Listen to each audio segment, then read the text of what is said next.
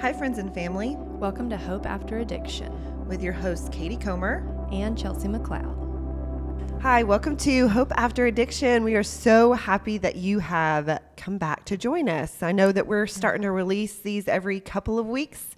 We missed you. We hope that in the off week that you went back and listened to maybe some of our older episodes. So just continue to do that while we pray through the future of Hope After Addiction. So thank you for that. So how are you?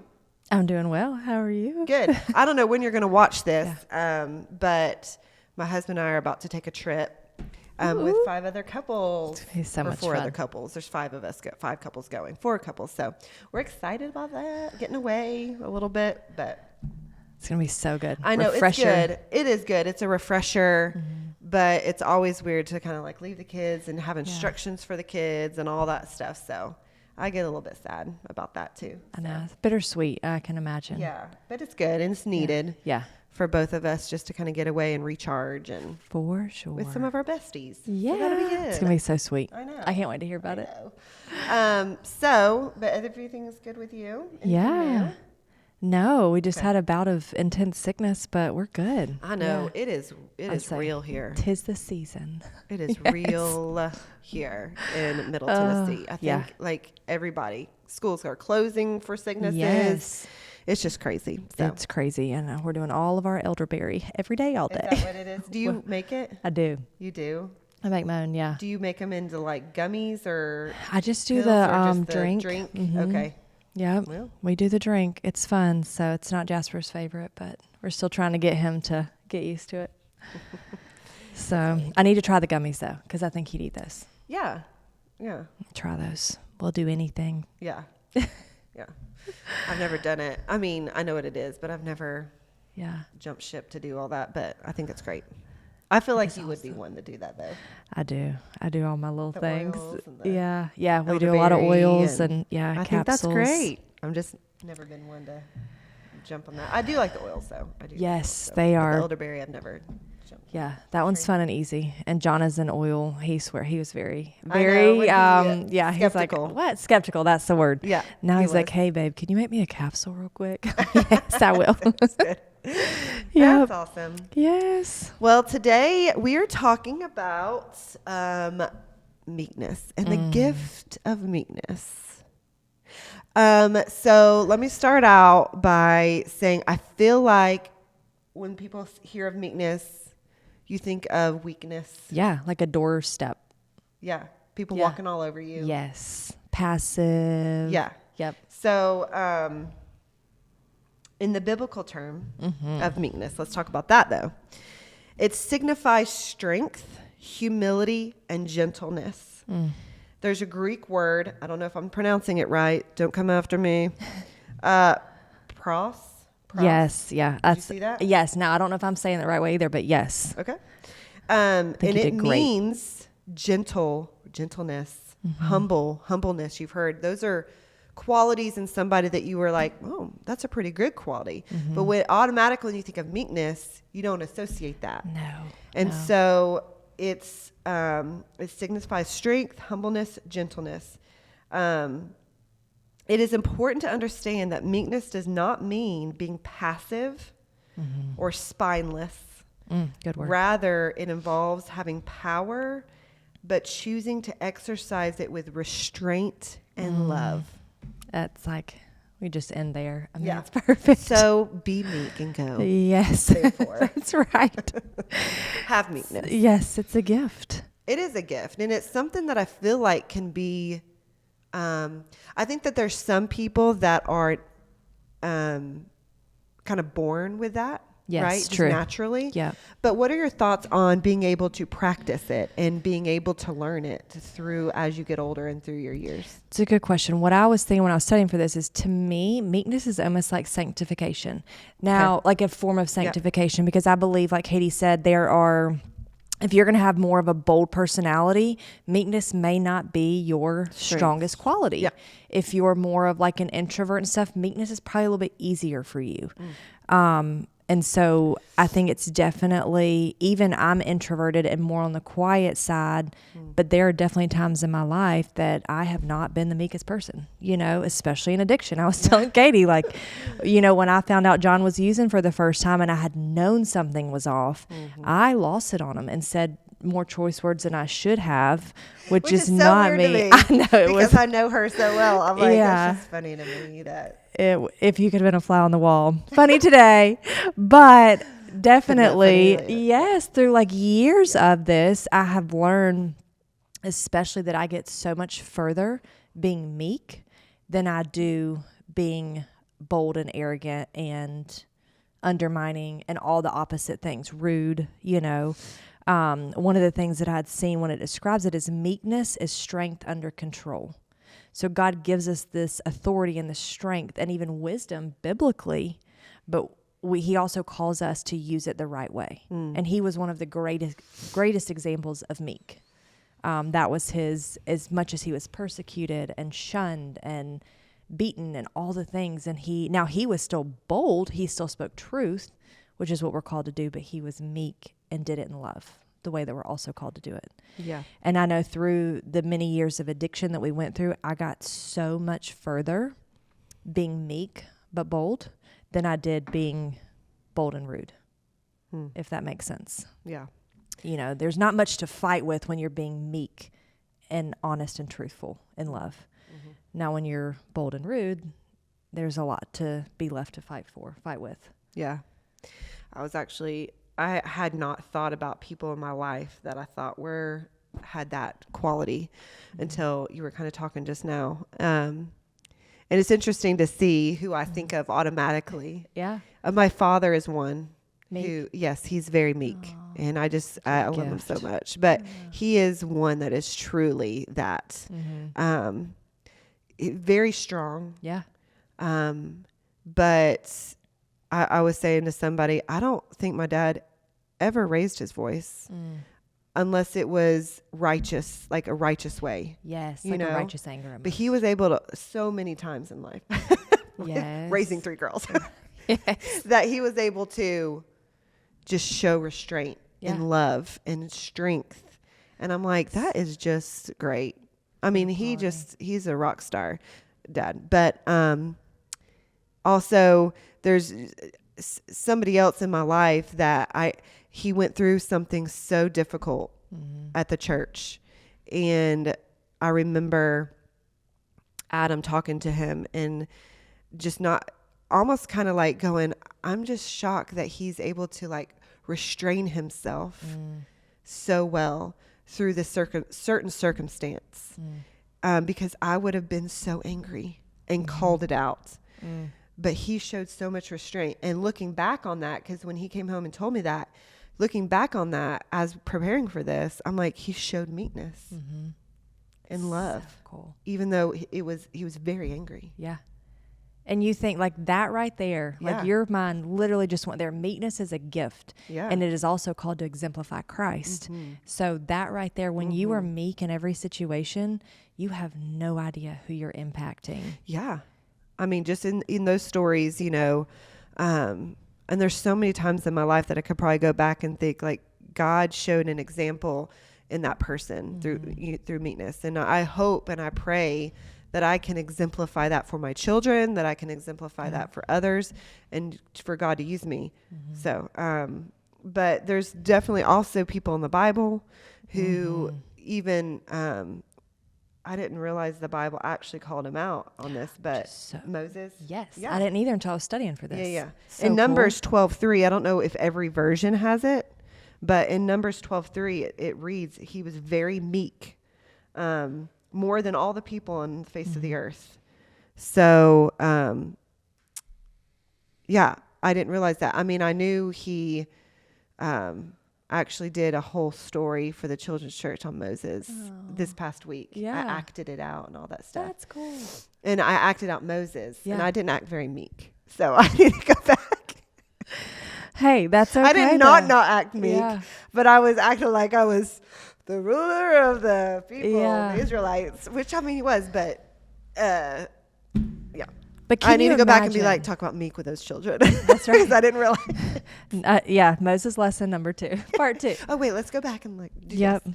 But yeah, we acted out the Israelites and the Egyptians chasing them. It was really cute. That's but, awesome. I know, it was cute. But that's one of those things when you think like Yeah. you literally have the Israelites, like you are going against Pharaoh. You are meek. Like he did it in meekness, but God, God called him to do it. God calls all of us to be meek. And it's a gift and it's an impact to the world. And so here's the other part of it. The world is telling you not to be meek. Yeah. The world does not preach meek. That's true, because they view it as a weakness. A weakness. Yeah, and especially in the generation we live in today, it's like be bold, put up boundaries, which are great, but there's also a whole other realm to that that's like say whatever you want to say and don't care who it hurts. And that's not what God calls us to do. And so when the world says being meek goes against everything you will hear in the world today. And that is where it's a boldness, but it's a boldness in Christ. Meekness is not a weakness. A lot of people say that. It's not a weakness. It's a strength. And meekness is also an obedience and trust in God. Because when you go into a situation and you choose, because it's a choice, so you choose to be meek, you're being obedient to God, knowing that God will care for you. And I don't know, I think it's Proverbs or Psalms, but it's Matthew 5:5. Blessed are the meek, for they shall inherit the earth. And then another place, that one may be in Proverbs, but God has a special desire to take care of the meek. Like God wants to bless you. So and for me, I go back to the addiction aspect of it is like when I had to have a tough conversation with John, or when I had to put down boundaries with John, or say I'm done, when I packed up all of his stuff, this was this time, 7-8 years ago, actually this week, I think. And I chose, God gave me the strength and the power to be meek with him. There was an overdose that he had. And he came and told me, not an overdose, a relapse. He came and told me, and he still tells people about that. He said, I have no idea, like meekness just overtook me. And it was not me, because any other day I would have not been happy at all. Yeah. But I reciprocated in meekness. And the thing is that we are responsible for us, our actions and our reactions. So I say this all the time, John's not going to be there with me.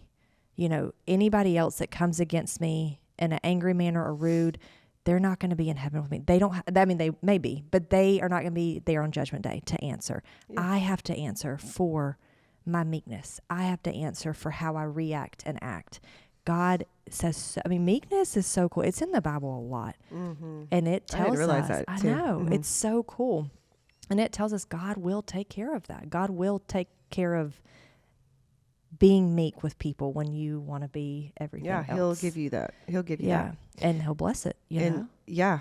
And it's, one of the, you said in Matthew is a beatitude. And it says you will be blessed. Yeah. And that you will inherit the earth, meaning that you will be blessed here. So it kind of, when we talk about how the world thinks of it as a weakness, the Bible kind of flips everything on its head on that. And it says, actually, you're the best. So there you go. Yep. So keep doing what you're doing. You keep doing what you're doing and find that strength in humility and gentleness. Find the strength in that to refrain and restrain.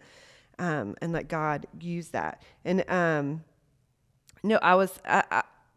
don't know. I think that there's ways in our lives that we can kind of practice. Yes. Yeah. Meekness, even if it's not something that comes naturally to you. Yeah. Right. I think that if you do have a type A personality and you're really bold, I feel like that would be a harder. My husband. He'll sit here and tell that. Like he knows that. But it's, you're saying it's a practice. Think that there are values in different type of personalities. I think that God gives different type of, but meekness might just not come as naturally for some people. Yeah. And so I think that there are ways that you can practice it, that God can use it. And one of those ways is to practice active listening. Don't always try to speak. Don't always try to fix. Don't always try to be the first one to say something. Yeah. If somebody is talking to you and encouraging you or struggling and they're giving you their story, instead of what is the first thing that I can do to fix this, just try to just listen and just let God be that gentleness and that strength for them instead of you being the strength for them. It's a great point. So active listening to others. Showing empathy. It says here to seek to understand before being understood. So good. To try to understand before, like I just said, thinking of ways that they can understand what I'm trying to say. Get it? So being empathetic is a good one. Sometimes this is hard, especially in an argument, but to respond with grace. Yes. Gentle answers. Gentle answers. Respond with kindness rather being defensive all the time. And I think that just takes practice. So that is a practice. Yeah. So all these things, I feel like these are just ways that we can just kind of practice meekness. Yeah. And over time, as we get older and wiser, if you will, that will become more natural. I think so too. So if I'm just saying, if you're not, if that just doesn't come naturally to you, I do feel like there's ways that we can kind of practice it and praying for it. You know, God, I know that this is not a strength of mine, but you've called me to be meek and you've called me to meekness. I want that strength that can only come from you. So help me if your loved one is struggling with addiction and you just want to lay into them. Yeah. And you know that comes naturally to you. Ask God, give me meekness because it comes from you. And I feel like they'll receive that better. Oh, you said it right there, because them receiving it is, even in the moment, and I say this because we go through this, even in the moment, if they get so fire hot mad, Sure. they come back with, because you can't fight with it. Yeah. Like you cannot, when somebody speaks with meekness and love and truth, you can't fight it. Right. You know, they may get defensive and gaslight and deflect in the moment, but you cannot fight it. Yep. And so just what Katie said, it's so much truth in that. Yeah.